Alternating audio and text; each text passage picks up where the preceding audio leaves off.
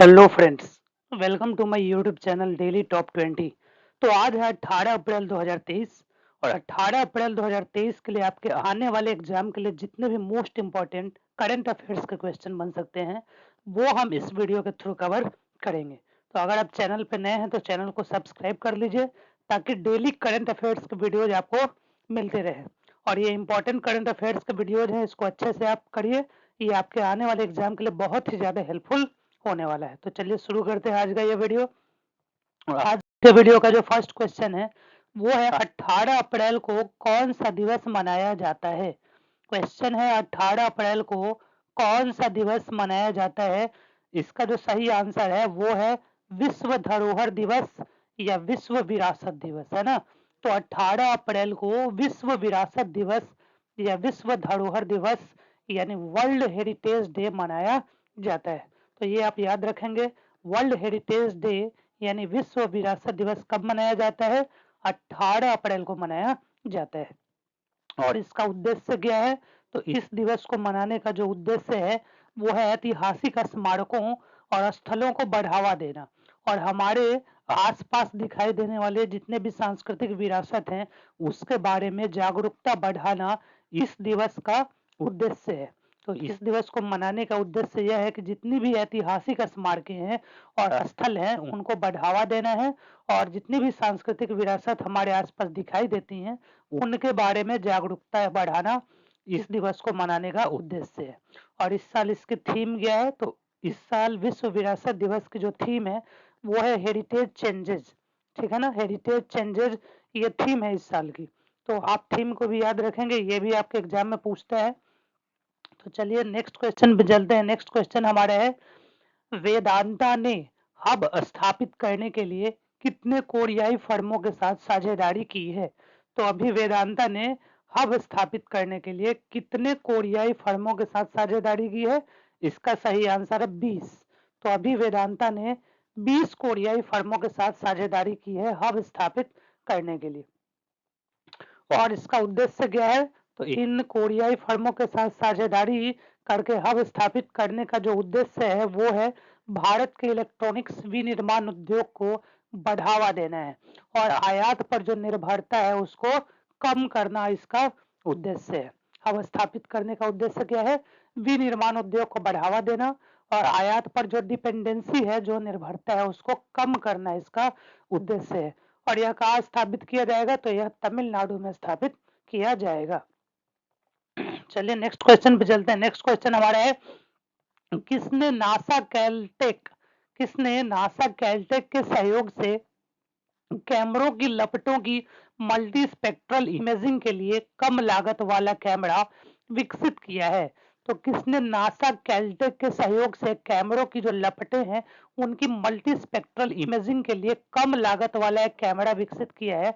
तो इसका सही आंसर है आईआईटी इंदौर। तो अभी आईआईटी इंदौर ने नासा कैलटेक के सहयोग से एक कम लागत वाला कैमरा को विकसित किया है मल्टी स्पेक्ट्रल इमेजिंग के लिए। ठीक है, और यह क्या करेगा? दहन प्रक्रिया को समझने में मदद कर सकता है और साथ ही ईंधन क्षमता में सुधार करने में भी मदद कर सकता है।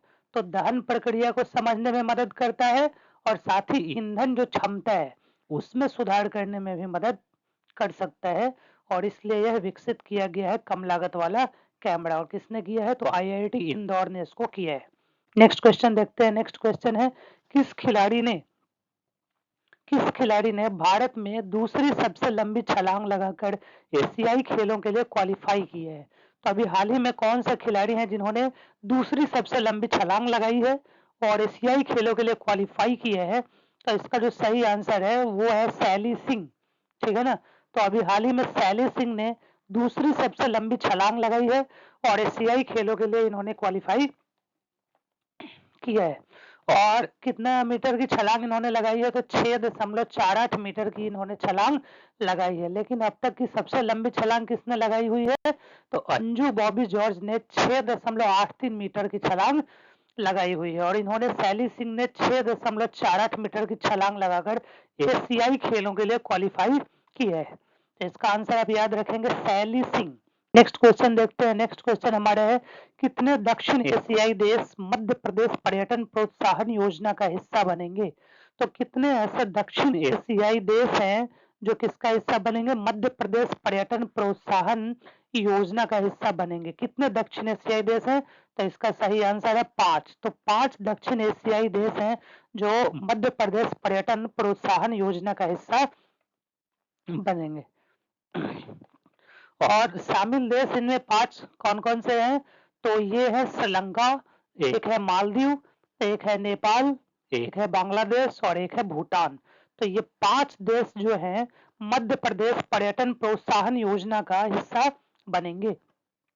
नेक्स्ट क्वेश्चन देखते हैं। नेक्स्ट क्वेश्चन हमारा है, वित्तीय वर्ष 2022-23 के दौरान भारत के लिए सबसे महत्वपूर्ण निर्यात गंतव्य वाला देश कौन सा है? तो फाइनेंशियल ईयर 2022-23 के लिए भारत के लिए, ठीक है ना, इंडिया के लिए सबसे महत्वपूर्ण जो निर्यात गंतव्य वाला देश है वो कौन है? तो वो है अमेरिका, ठीक है ना। फाइनेंशियल ईयर 2022-23 के लिए, ठीक है ना, याद रखिएगा। जो सबसे महत्वपूर्ण निर्यात गंतव्य वाला देश है वो है अमेरिका। और सेकंड पोजीशन पर जो है वो है कौन? यूएई यानी संयुक्त अरब अमीरात सेकंड नंबर पे है। फर्स्ट पे है अमेरिका और सेकंड पे है यूएई, किसमें? महत्वपूर्ण निर्यात गंतव्य वाले देश में, ठीक है। नेक्स्ट क्वेश्चन देखते हैं। नेक्स्ट क्वेश्चन हमारा है, किन देशों ने पूर्वी सागर के अंतरराष्ट्रीय जल में एक त्रिपक्षीय मिसाइल रक्षा अभ्यास शुरू किया है? तो कौन से देश हैं जिन्होंने पूर्वी सागर के अंतरराष्ट्रीय जल में एक त्रिपक्षीय मिसाइल रक्षा अभ्यास को शुरू किया है? तो इसका सही आंसर है जापान, अमेरिका और दक्षिण कोरिया, ठीक है ना। तो जापान, अमेरिका और दक्षिण कोरिया, इन देशों ने पूर्वी सागर के अंतरराष्ट्रीय जल में एक त्रिपक्षीय मिसाइल रक्षा अभ्यास को शुरू किया है। तो इसका आंसर आप याद रखेंगे, जापान, अमेरिका और दक्षिण कोरिया। नेक्स्ट क्वेश्चन, लेकिन उससे पहले लक्ष्य क्या है? तो कंप्यूटर सिमुलेटेड बैलिस्टिक मिसाइल लक्ष्य का पता लगाना है और ट्रैक करने के लिए क्या करना है? अभ्यास करना है, ये लक्ष्य है। इन ये जो रक्षा अभ्यास है जो जापान, अमेरिका और दक्षिण कोरिया ने शुरू किया है, इसका ये लक्ष्य है।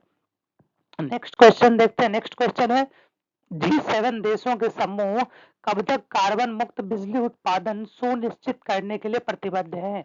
तो G7 देशों के जो समूह है वो कब तक, किस वर्ष तक कार्बन मुक्त बिजली उत्पादन सुनिश्चित करने के लिए प्रतिबद्ध हैं? तो ये है 2035 तक। तो G7 देशों के जो समूह है वो 2035 तक कार्बन मुक्त बिजली उत्पादन सुनिश्चित करने के लिए क्या है? कमिटेड है ना, प्रतिबद्ध है। चलिए नेक्स्ट क्वेश्चन देखते हैं। नेक्स्ट क्वेश्चन है, किसने अमेरिका के मोटो जीपी स्प्रिंट के ग्रैंड प्रिक्स को जीता है? तो अमेरिका के मोटो जीपी स्प्रिंट के ग्रैंड प्रिक्स को अभी किसने जीता है? इसका आंसर है फ्रांसिस्को बगानिया। तो फ्रांसिस्को बगानिया ने अभी अमेरिका के मोटो जीपी स्प्रिंट के ग्रैंड प्रिक्स को जीता है। आंसर इसका क्या होगा? फ्रांसिस्को बगानिया। और ये एक Italian grand prix motorcycle racer है, फ्रांसिस्को बगानिया, और इन्होंने अमेरिका के मोटो जीपी स्प्रिंट के ग्रैंड प्रिक्स को जीता है। चलिए नेक्स्ट क्वेश्चन हम लोग देखते हैं। नेक्स्ट क्वेश्चन है, अब तक के सबसे शक्तिशाली रॉकेट ने उड़ान भरी है जो चंद्रमा और मंगल ग्रह पर अंतरिक्ष यात्रियों को भेजने के लिए डिजाइन किया गया है, उसका नाम क्या है? ठीक है ना। तो अब तक के सबसे शक्तिशाली रॉकेट ने उड़ान भरी है, उसका नाम क्या है? तो उसका नाम है स्टारशिप, है ना। स्पेस एक्स का जो स्टारशिप रॉकेट है इसने अभी उड़ान भरी है और ये चंद्रमा और मंगल ग्रह पर अंतरिक्ष यात्रियों को भेजने के लिए क्या किया गया है? डिजाइन किया गया है। तो इसका आंसर याद रखेंगे, स्पेस एक्स का स्टारशिप रॉकेट, ठीक है ना। स्पेस एक्स का स्टारशिप जो रॉकेट है इसने अभी हाल ही में उड़ान भरी है। नेक्स्ट क्वेश्चन देखते हैं, किस देश के सबसे बड़े परमाणु रिएक्टर ओल्किलुओटो को नियमित उत्पादन में भेज दिया गया है? तो कौन से देश के सबसे बड़े परमाणु रिएक्टर ओल्किलुओटो को नियमित उत्पादन में भेजा गया है? तो अभी हाल ही में फिनलैंड के, ठीक है ना, फिनलैंड के सबसे बड़े परमाणु रिएक्टर ओल्किलुओटो को नियमित उत्पादन में यानी रेगुलर प्रोडक्शन में भेजा गया है, ठीक है ना। तो इसका जो आंसर है वो है फिनलैंड। नेक्स्ट क्वेश्चन हम लोग देखते हैं। नेक्स्ट क्वेश्चन है, डीआरडीओ के उद्योग अकादमी उत्कृष्टता केंद्र का उद्घाटन कहाँ किया गया है? तो डीआरडीओ के उद्योग अकादमी उत्कृष्टता केंद्र का उद्घाटन कहाँ किया गया है? हैदराबाद में, ठीक है ना। तो हैदराबाद में अभी उद्योग अकादमी उत्कृष्टता केंद्र का उद्घाटन किया गया है। और डीओडीओ का फुल फॉर्म जो होता है वो defence research and development organisation होता है। और इसका गठन डीआरडीओ का कब हुआ था? 1958 में, ठीक है ना। और इसका जो मुख्यालय है डीआरडीओ का वो का है नई दिल्ली में। तो ये याद रखेंगे, मुख्यालय नई दिल्ली में है, स्थापना 1958 में हुआ है। और फुल फॉर्म होता है defence research and development organisation. और उद्योग अकादमी उत्कृष्टता केंद्र का उद्घाटन कहाँ किया गया है? हैदराबाद। नेक्स्ट क्वेश्चन हम लोग देखते हैं। नेक्स्ट क्वेश्चन है सौराष्ट्र तमिल संगम। सौराष्ट्र तमिल संगम कहाँ शुरू हुआ है? तो ये कहाँ शुरू हुआ है? ये शुरू हुआ है गुजरात के सोमनाथ में। तो गुजरात के सोमनाथ में सौराष्ट्र तमिल संगम शुरू हुआ है। और यह 10 दिवसीय सांस्कृतिक कार्यक्रम है। ये जो सौराष्ट्र तमिल संगम है ये 10 दिवसीय सांस्कृतिक कार्यक्रम है।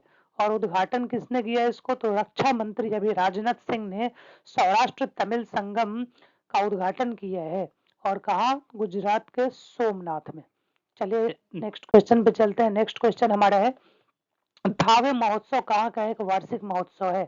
तो थावे महोत्सव एक बहुत ही प्रसिद्ध वार्षिक महोत्सव है। कहाँ का है? तो यह है बिहार के गोपालगंज का। तो बिहार के गोपालगंज में थावे पड़ता है, ठीक है ना। और यही थावे महोत्सव एक वार्षिक महोत्सव मनाया जाता है। तो जो भी बिहार के होंगे वो इसके बारे में जरूर जानते होंगे, थावे महोत्सव के बारे में। और गोपालगंज में ये थावे पड़ता है और वहीं पर ये वार्षिक महोत्सव मनाया जाता है। नेक्स्ट क्वेश्चन हम लोग देखते हैं। नेक्स्ट क्वेश्चन है भारत सरकार के ऊर्जा विभाग द्वारा जारी 11वीं पावर यूटिलिटीज इंटीग्रेटेड रेटिंग और रैंकिंग में कौन 8 स्थान की छलांग लगाकर 19वें स्थान पर पहुंच गया है? तो भारत सरकार के ऊर्जा विभाग द्वारा अभी जारी किया गया है 11वीं power utilities integrated rating and ranking, उसमें 8 स्थान की छलांग किसने लगाई है? और 19वें स्थान पर पहुंच गया है। तो इसका जो सही आंसर है वो है अजमेर डिस्कॉम। तो अजमेर डिस्कॉम ने अभी कितने स्थान? तो 8 स्थान की छलांग लगाई है और 19वें स्थान पर पहुंच गया है। तो इसका आंसर आप याद रखेंगे, अजमेर डिस्कॉम इसका आंसर है। नेक्स्ट क्वेश्चन हम लोग देखते हैं। नेक्स्ट क्वेश्चन है कृषि प्रमुख वैज्ञानिकों की G20 जो बैठक है वो कहाँ आयोजित हुई है? तो अभी हाल ही में कृषि प्रमुख वैज्ञानिकों की बैठक G20 बैठक कहाँ आयोजित हुई है? तो इसका सही आंसर है वाराणसी। अभी वाराणसी में G20 बैठक आयोजित हुई है। किसकी? तो कृषि प्रमुख वैज्ञानिकों की, ठीक है ना। तो इसका आंसर होगा वाराणसी। नेक्स्ट क्वेश्चन हम लोग देखते हैं। नेक्स्ट क्वेश्चन है 59वीं फेमिना मिस इंडिया का खिताब अभी किसने जीता है? तो अभी फेमिना मिस इंडिया का खिताब जीता है, 59वीं फेमिना मिस इंडिया का खिताब किसने जीता है? नंदिनी गुप्ता ने अभी जीता है। नंदिनी गुप्ता इसका सही आंसर है। नंदिनी गुप्ता ने अभी 59वीं फेमिना मिस इंडिया का खिताब जीत लिया है। और यह कहाँ की है? तो यह राजस्थान की है। नंदिनी गुप्ता कहाँ की है? राजस्थान की है। और ये फेमिना मिस इंडिया का समारोह का आयोजन कहाँ किया गया? तो इम्फाल के खुमान लंपक स्टेडियम मणिपुर में इसका जो है आयोजन किया गया। फेमिना मिस इंडिया का आयोजन 59वीं का आयोजन कहाँ किया गया? इम्फाल के खुमान लंपक स्टेडियम मणिपुर में। और इसका खिताब किसने जीता है? नंदिनी गुप्ता ने जीता है जो राजस्थान की है। तो इतनी बातें आप याद रखेंगे। चलिए नेक्स्ट क्वेश्चन हम लोग देखते हैं। नेक्स्ट क्वेश्चन है संपीड़ित बायोगैस सीबीजी यानी कॉम्प्रेस्ड बायोगैस पर 2 दिवसीय वैश्विक सम्मेलन का आयोजन कहाँ किया जाएगा? तो सीबीजी पर यानी कॉम्प्रेस्ड बायोगैस पर 2 दिवसीय वैश्विक सम्मेलन का आयोजन कहाँ किया जाएगा? इसका आंसर है नई दिल्ली। तो नई दिल्ली में अभी 2 दिवसीय वैश्विक सम्मेलन का आयोजन किया जाएगा। किस पे? तो संपीड़ित बायोगैस पे, है ना। और थीम क्या है? तो इस सम्मेलन का जो थीम है वो है towards progressive policy framework for a robust CBG foundation and growth. Towards progressive policy framework for a robust CBG foundation and growth इस सम्मेलन का थीम है। तो थीम भी आप याद रखेंगे, इंपॉर्टेंट है। नेक्स्ट क्वेश्चन हम लोग देखते हैं। नेक्स्ट क्वेश्चन क्या है? मोंटे कार्लो मास्टर्स युगल खिताब किसने जीता है? तो मोंटे कार्लो मास्टर्स युगल खिताब को किसने जीता है? तो इसका सही आंसर है इवान डोडिग और ऑस्टिन क्रेजिसेक। तो इवान डोडी और ऑस्टिन क्रेजिसेक ने अभी मोंटे कार्लो मास्टर्स युगल खिताब जीता है। और यह किताब किससे संबंधित है? तो यह किताब टेनिस खेल से संबंधित है, मोंटे कार्लो मास्टर्स युगल खिताब। और इसको जीता किसने है? इवान डोडी और ऑस्टिन क्रेजिसेक ने इस खिताब को जीता है। नेक्स्ट क्वेश्चन हम लोग देखते हैं। नेक्स्ट क्वेश्चन है 2022 के लिए महाराष्ट्र भूषण पुरस्कार से किसे सम्मानित किया गया है? 2022 के लिए महाराष्ट्र भूषण पुरस्कार से किसे अभी सम्मानित किया गया है? तो इसका सही आंसर है डॉक्टर अप्पा साहेब धर्माधिकारी। तो डॉक्टर अप्पा साहेब धर्माधिकारी को 2022 के लिए महाराष्ट्र भूषण पुरस्कार से सम्मानित किया गया है। और ये एक क्या है? प्रसिद्ध समाज सुधारक है। डॉक्टर अप्पा साहेब धर्माधिकारी क्या है? एक प्रसिद्ध समाज सुधारक हैं। और इनको 2022 के लिए कौन सा पुरस्कार? तो महाराष्ट्र भूषण पुरस्कार से सम्मानित किया गया है। तो इसका सही आंसर है डॉक्टर अप्पा साहेब धर्माधिकारी। तो आज के इस वीडियो में हमने टॉप 20 करंट अफेयर्स के क्वेश्चंस को देखा है। अगर आप चैनल पे नए हैं तो चैनल को जरूर सब्सक्राइब कर लीजिए और इसी तरह के डेली करंट अफेयर्स के वीडियोज आपको मिलते रहेंगे। अगर आपको अप्रैल के बाकी दिनों के करंट अफेयर्स करने हैं जो आपसे छूट गए हैं तो प्लेलिस्ट बनी हुई है चैनल पे। तो करंट अफेयर्स के नाम से प्लेलिस्ट बनी हुई है, उसमें जाइए और वहां पर आपको करंट अफेयर्स के बाकी दिनों के अप्रैल महीने के सारे वीडियोस मिल जाएंगे। ठीक है, तो चलिए मिलते हैं नेक्स्ट वीडियो में। तब तक के लिए गुड बाय, टेक केयर।